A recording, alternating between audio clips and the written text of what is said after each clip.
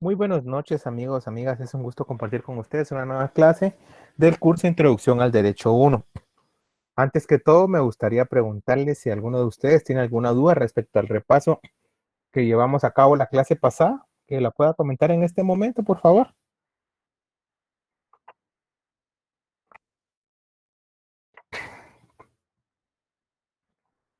Yolik, disculpe. Sí, Paola. Buenas noches. Buenas noches. ¿Será que me podría decir em, eso de lo imprescriptible? Es que no apunté el título. Claro, cuando estábamos hablando de la soberanía, Ajá, ajá, una de las ajá. características de la soberanía es que la soberanía es imprescriptible. Es decir, que con el ejercicio de la soberanía no se adquieren ni se pierden derechos u obligaciones por el transcurso del tiempo. Ah, bueno, gracias, licenciada. Para servirte. ¿Alguien más que tenga alguna duda, alguna pregunta, algún comentario? Recuerden que ya hoy es la última sesión que tenemos antes del examen parcial. Entonces, si hay dudas, hay preguntas, hay comentarios, este es el momento para poderlo realizar y para poderlo solventar.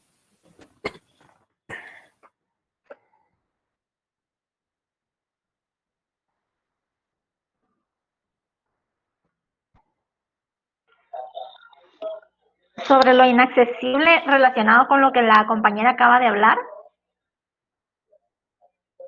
Inaccesible. ¿Sí?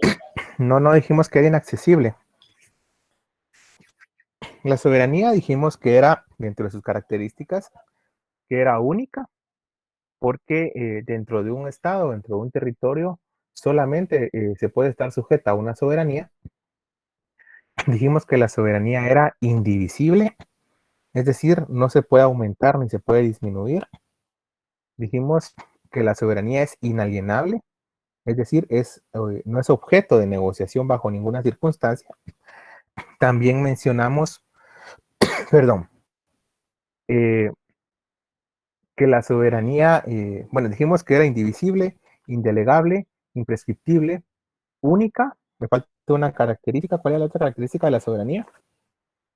La soberanía es, Indelegable, ya la dijo, ¿no? no, indelegable, exacto. Gracias, Paola.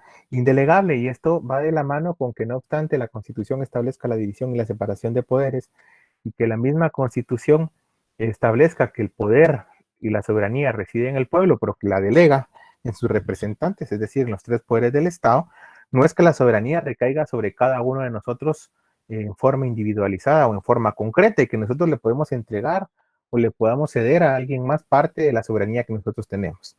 Sí, la soberanía reside en el pueblo como colectividad, como un todo. Por eso se dice que la soberanía es indelegable y no recae en alguna persona en concreto. Esas son las 5 características de la soberanía. Gracias, Paola. ¿Alguien más que tenga alguna otra duda, otra pregunta antes que comencemos con la segunda parte del repaso programado para el día de hoy?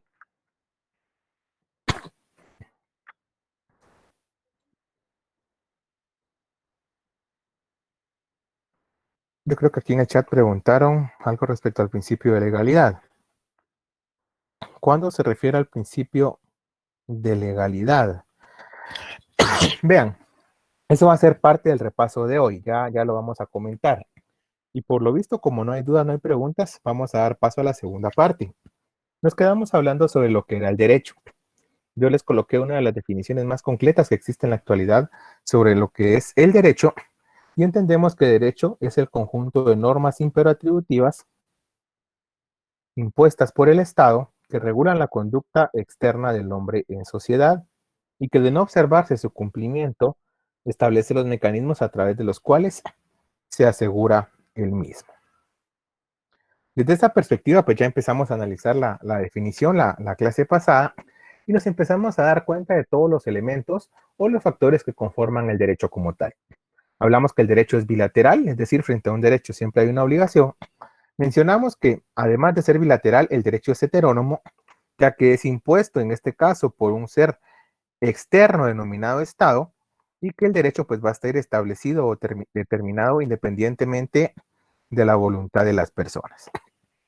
También mencionamos como característica del derecho, el derecho es exterior, porque al derecho no le interesa regular los actos internos o los pensamientos del hombre.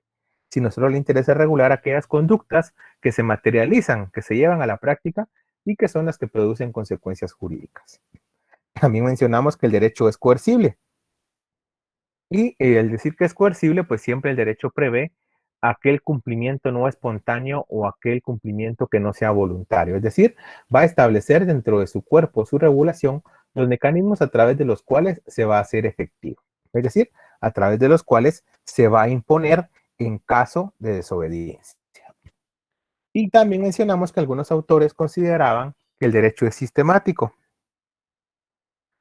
Cuando hablamos que el derecho es sistemático, nos estamos refiriendo a que el derecho se encuentra conformado por un conjunto de doctrinas, de principios, de normas que se encuentran debidamente sistematizadas, debidamente estructuradas y jerarquizadas. Por eso se dice que el derecho es sistemático también. Ahora bien, cuando hablamos de la etimología de la palabra derecho, recordemos que originalmente derecho proviene del latín directus. Directus, que significa lo recto, lo que no se desvía, lo ajustado a la norma o a la idea de la norma misma. Directus se desprende del pasado participio del verbo latín dirigere. ¿Sí? Dirigere significa dirigir o conducir. Esa es la primera acepción, o la primera parte de la etimología.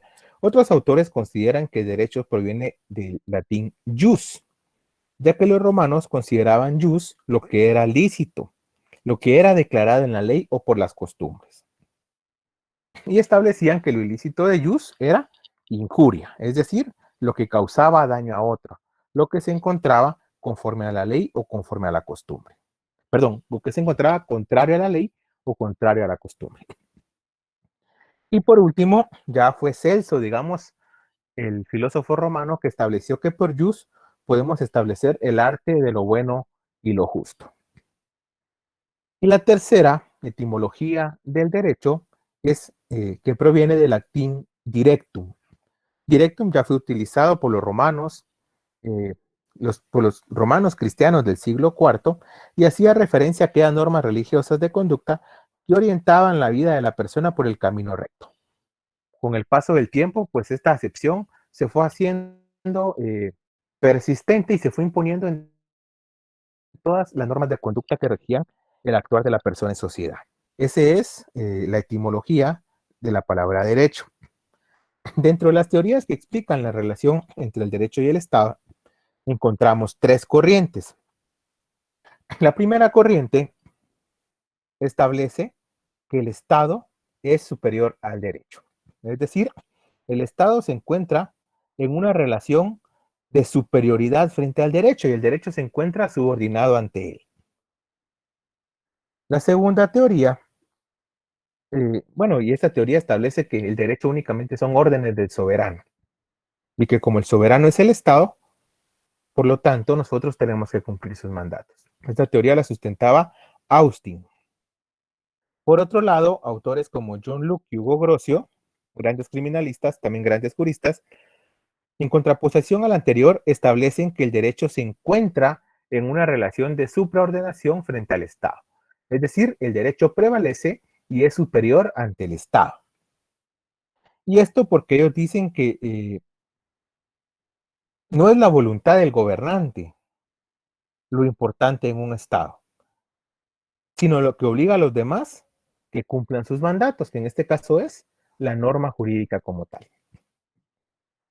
Otros autores como Hans Kelsen y su teoría pura del derecho establece que son idénticos, que son conceptos similares y que guardan mucha relación y coordinación entre ellos.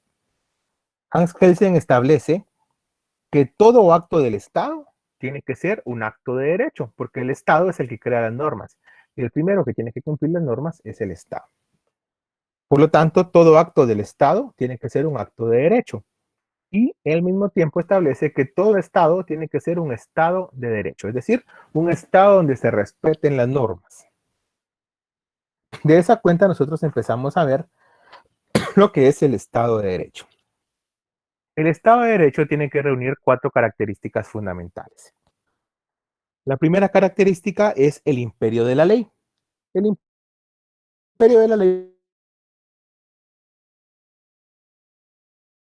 en el artículo 5 de la ley del organismo judicial. Cuando hablamos del imperio de la ley nos estamos refiriendo a los efectos que produce la ley, a la fuerza y obligatoriedad de la ley.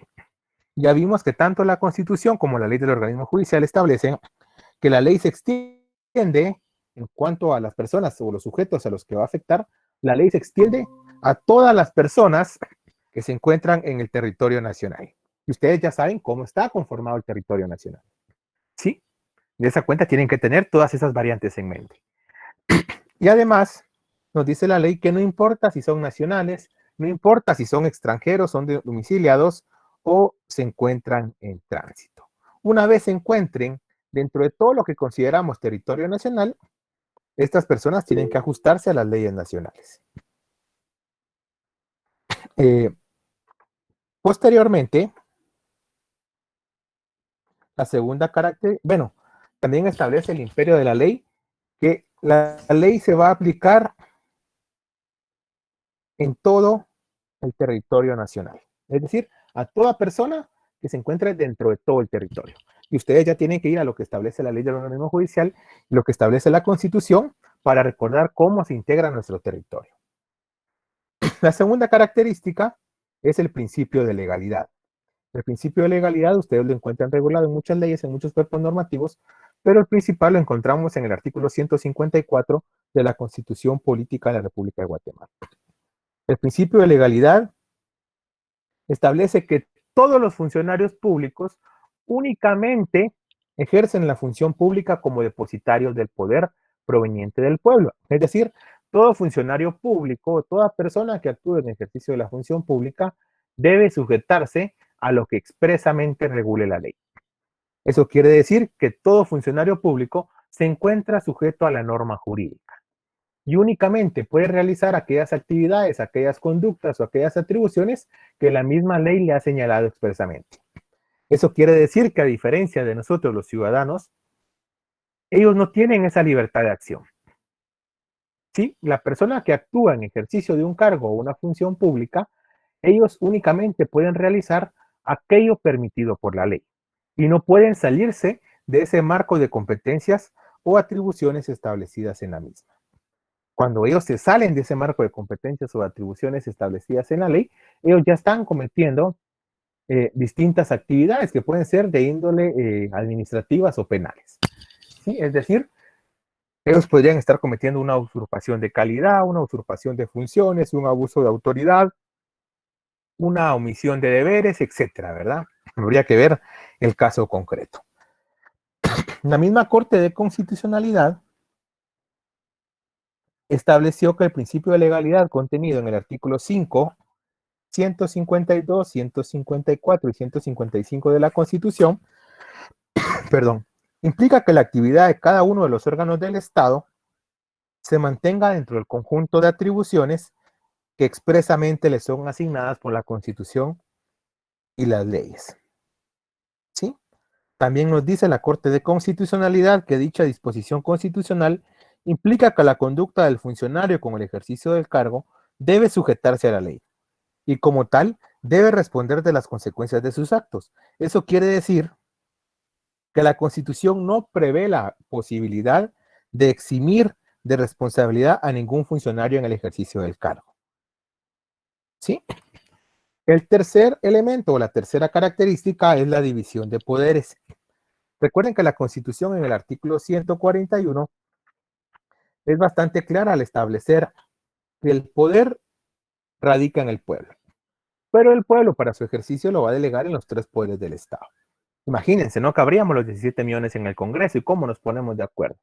Por lo tanto, tenemos que recurrir al principio democrático y republicano de representatividad. De esa cuenta, nosotros como pueblo delegamos el poder que nos ha sido encomendado como ciudadanos en nuestros representantes, que se encuentran en los tres poderes del Estado. La subordinación entre los poderes del Estado está prohibida. La división de poderes no se da, como siempre les he mencionado, para lograr la mayor eficacia, efectividad o la mejor administración. Por el contrario, ese es uno de sus últimos objetivos. El objetivo primordial de dividir los poderes en tres sectores diferentes es que se evite la arbitrariedad y el abuso de poder, es decir, que se evite el gobierno despótico. Con la división de poderes se le encomienda a cada uno de los organismos de Estado una función primordial. De esa cuenta, el organismo ejecutivo va a administrar y va a prestar servicios. El organismo judicial va a juzgar y va a ejecutar lo juzgado. Y el Congreso de la República o el organismo legislativo va a crear o derogar normas. ¿Sí? Y no pueden meterse cada uno de ellos en las funciones propias de otro organismo, porque la misma ley se lo prohíbe. Aunado a ello, les decía, el fin primordial es evitar la arbitrariedad en el uso del poder.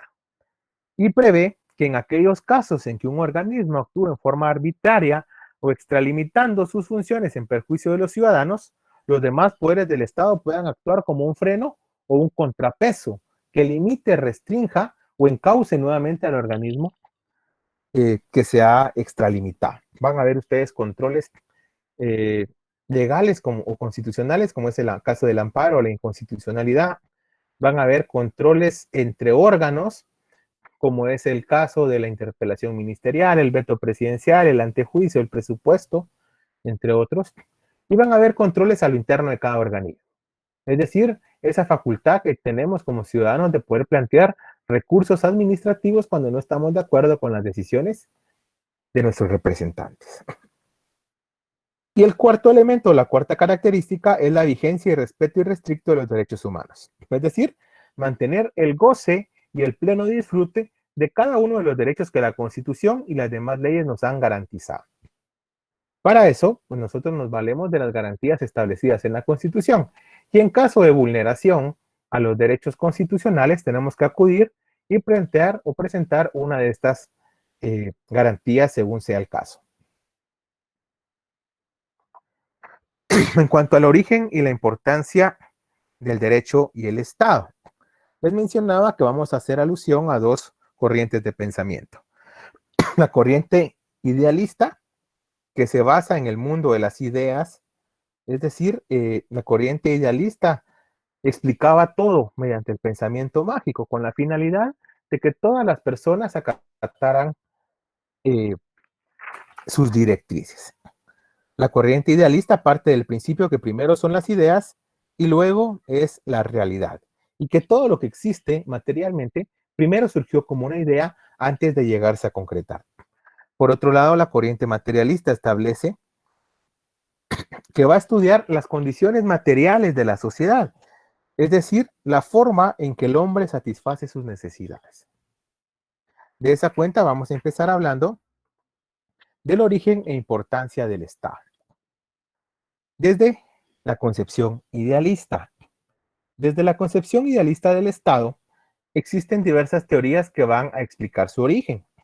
La teoría teocrática, por ejemplo, va a explicar el origen del Estado desde un punto de vista divino.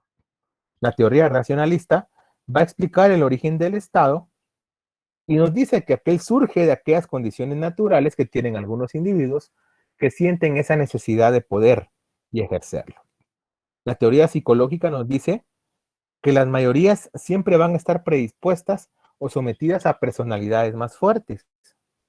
La teoría de la violencia nos dice que el Estado surge de la conquista de una tribu por otra.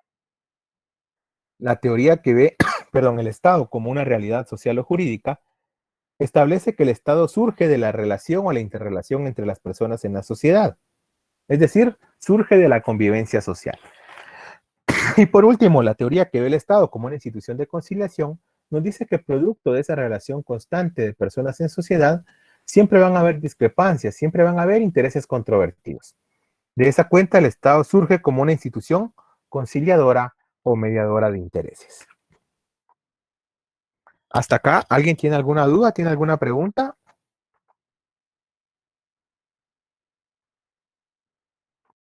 No, Lick, todo claro, gracias. De nada, Diana. ¿Los demás? ¿Alguna duda? ¿Alguna pregunta? Todo claro, licenciado. Todo claro, bueno. Todo claro, Lick. Muy bien, Elder y Kevin. Continuemos entonces. Vean entonces. Los idealistas justifican la existencia del Estado y nos dicen que el Estado es una organización democrática pura. Es decir, que el Estado surge del acuerdo de voluntades y concesiones de la población. Nos dice que el Estado es un organismo de toda la sociedad. El Estado es eterno porque es perfecto, surgen las ideas donde todo se da como debe ser, y que el Estado es una institución conciliadora que tiene como finalidad forjar la paz. Ahora bien, desde el punto de vista materialista, ellos van a justificar el Estado como un instrumento de dominio al servicio de la clase dominante. Se dice que esa famosa democracia que supuestamente exige únicamente es propia de las personas que ejercen el poder y sus aliados. También nos dice que los estados que están sujetos o que propugnan y protegen legalmente la propiedad privada, pues van a servir a una minoría que es quien la acapara. Mientras que los estados que siguen o protegen y representan un régimen de propiedad social de los bienes, estos van a servir a los intereses de la mayoría, que son quienes realmente carecen del acceso a los mismos. Dentro de la corriente materialista que explica el Estado, se explican distintas formas de gobierno. Un gobierno monárquico, pues nos va a decir que las funciones del gobierno se van a concentrar en una sola persona. Y es esta persona quien va a imponer libremente su voluntad a las mayorías. Entiéndase el rey, el monarca o el emperador. En el caso del gobierno aristocrático, un grupo privilegiado de la clase dominante va a ocupar los puestos de mando. Es decir, le estamos entregando a la parte que controla los intereses políticos y económicos el ejercicio del Estado, que es un grupo bastante reducido. En el gobierno democrático, va a ser la burguesía la que va a gobernar, bajo los principios de igualdad, libertad y fraternidad. En la dictadura del proletariado, esta va a tener su origen en la toma del poder por el pueblo, es decir, la clase trabajadora va a ser la que va a gobernar.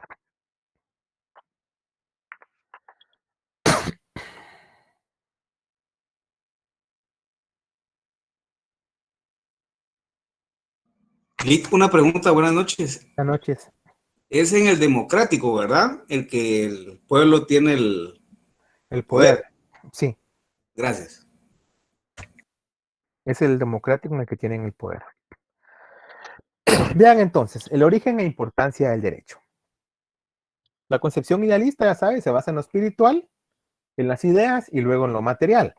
La corriente idealista materialista, por el contrario, busca la esencia en la satisfacción material de las necesidades de las personas. Desde el punto de vista idealista, el surgimiento del Estado tiene punto de partida con el derecho natural. Y el derecho natural, como ya lo dijimos, atendiendo a la época, primero se concebía que se originaba en Dios. Posteriormente, que seguía originándose de Dios, pero era por voluntad expresa de él. Y por último, que era creado por Dios, por un ser supremo, pero que se aplicaba en cuanto era reconocido y asimilado por el hombre. Cuando hablamos del derecho natural, estamos hablando de aquel conjunto de leyes de la naturaleza, de acuerdo con cuyos dogmas o principios todas las cosas tienen que comportarse. Esto incluye a la persona humana, ¿verdad? El derecho natural es inherente al ser humano por el hecho de ser persona, es válido por sí mismo, es decir, no necesita de la aprobación de nadie ni en ningún estado o algún proceso, digamos, o cumplimiento de requisitos para ser válido, y no es un sistema normativo, sino es una teoría de orden moral. Otros autores establecen que el derecho natural puede ser entendido como aquel conjunto de principios de carácter moral que sirve para entender las instituciones del derecho positivo. También se establece que el derecho natural tiene como función legitimar las instituciones del derecho positivo. Dentro de los elementos del derecho natural, decimos que el derecho natural es universal porque es el mismo en todo lugar y en todo tiempo para todo individuo. El derecho natural es cognoscible, es decir, puede conocerse, porque los principios del mismo son tan evidentes que cualquier persona puede distinguirlos. Y se dice que es inmutable, porque sus principios y su esencia no va a cambiar.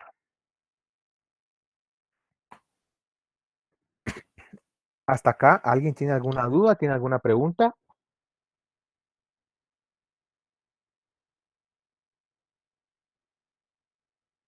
No, licenciado.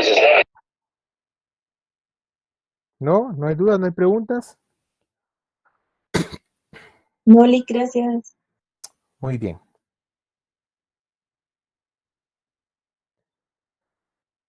Vean entonces.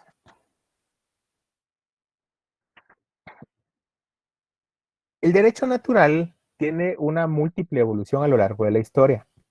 Por ejemplo, el derecho natural antiguo. En el derecho natural antiguo tenemos que empezar a citar a ciertos griegos.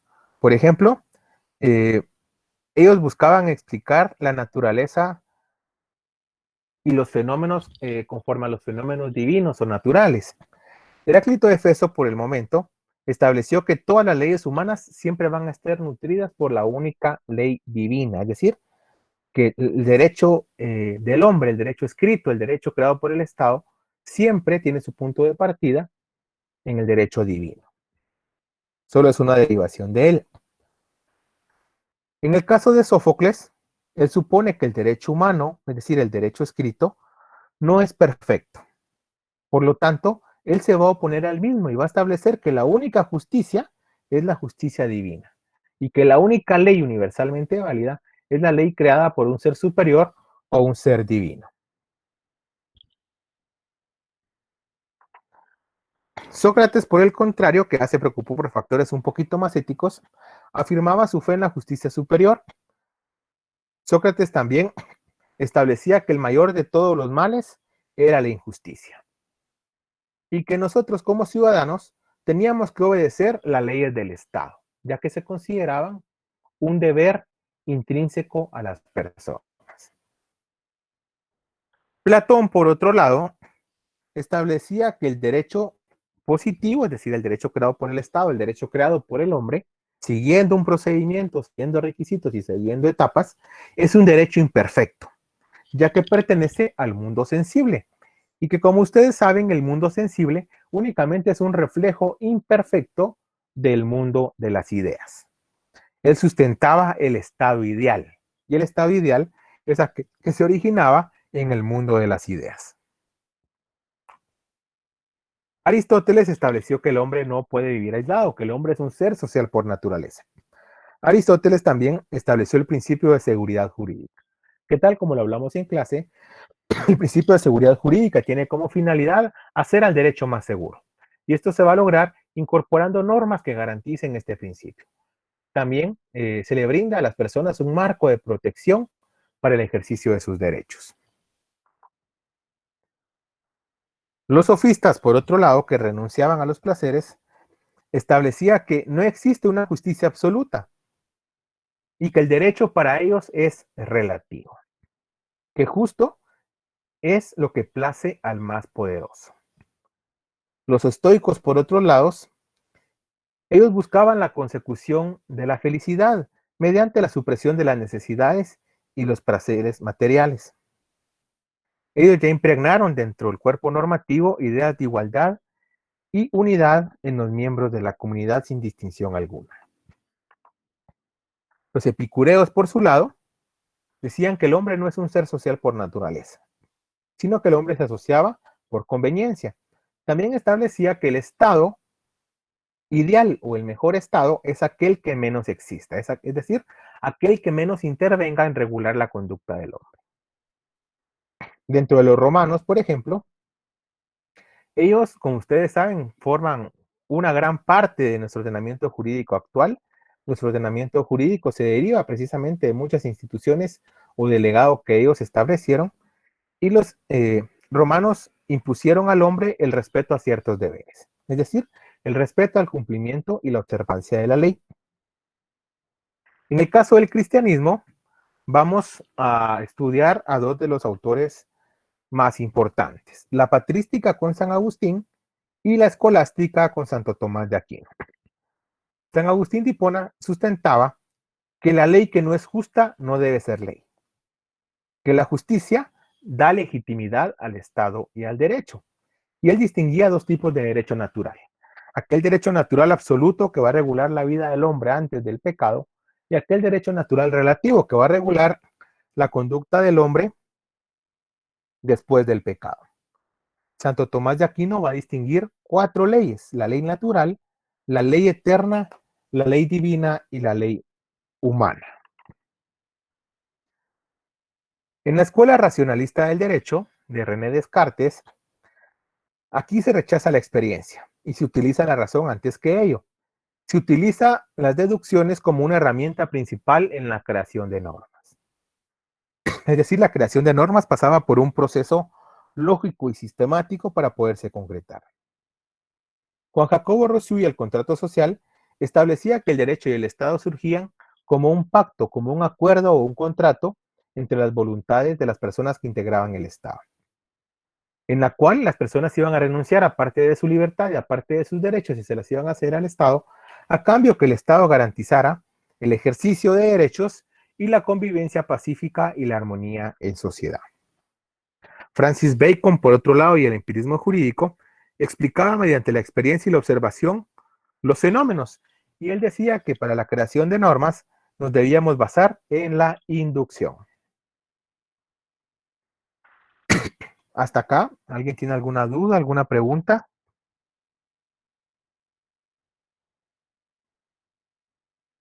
Disculpe, licenciado, ¿me puede repetir lo que me acaba de indicar del exponente Francisco Bacon?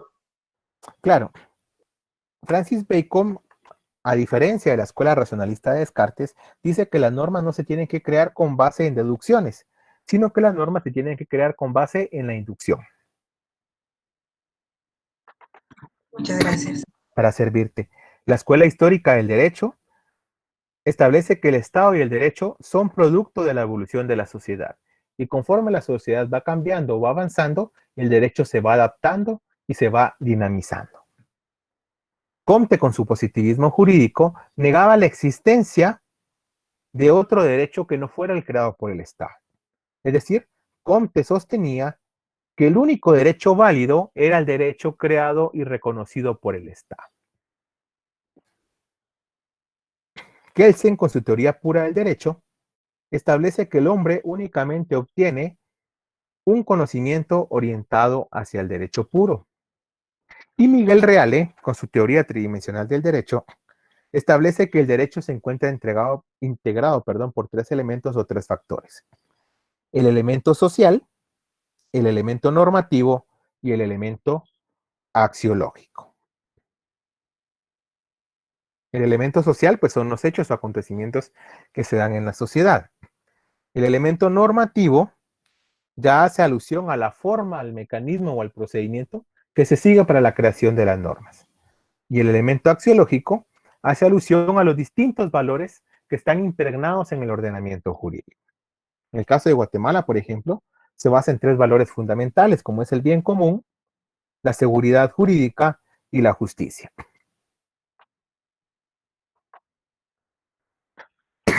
Cuando hablamos de la concepción materialista del derecho, tenemos que hacer alusión a las distintas comunidades y a los distintos sistemas de producción.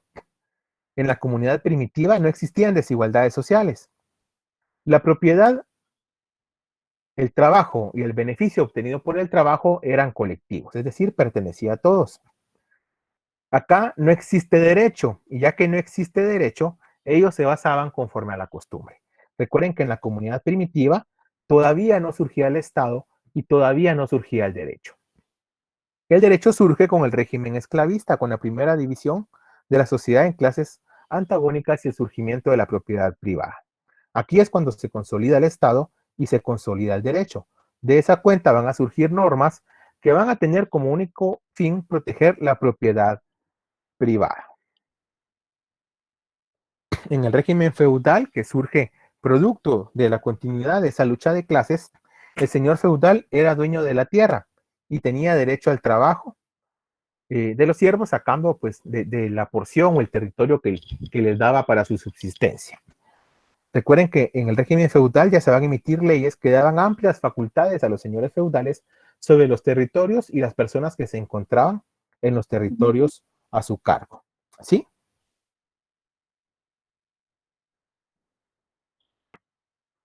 En la época del capitalismo o el sistema de producción capitalista, como ustedes saben, se basa en la acumulación de capital, en la acumulación de riquezas.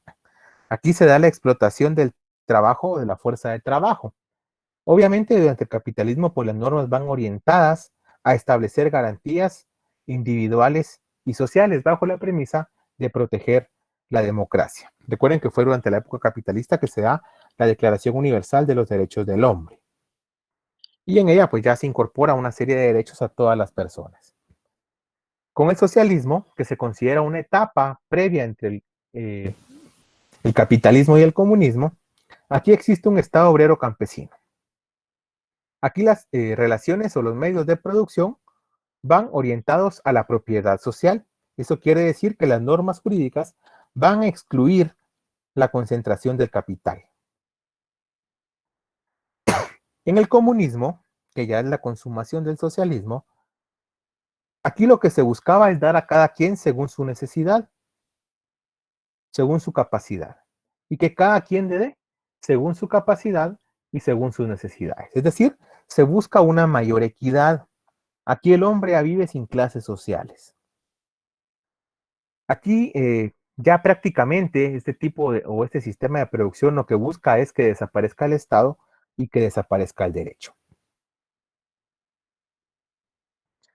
Recuerden ustedes que en el comunismo, al plantear la desaparición del Estado y el derecho, pues ya le van a encomendar a cada una de las personas, bajo su extremada conciencia, cómo deben comportarse, y de esa cuenta ellos justifican que no debe existir Estado ni debe existir derecho, porque toda la propiedad va a ser de todos, y como todo va a ser de todos, no van a existir controversias o conflictos sociales. Hasta acá, digamos, sería el contenido del primer examen parcial.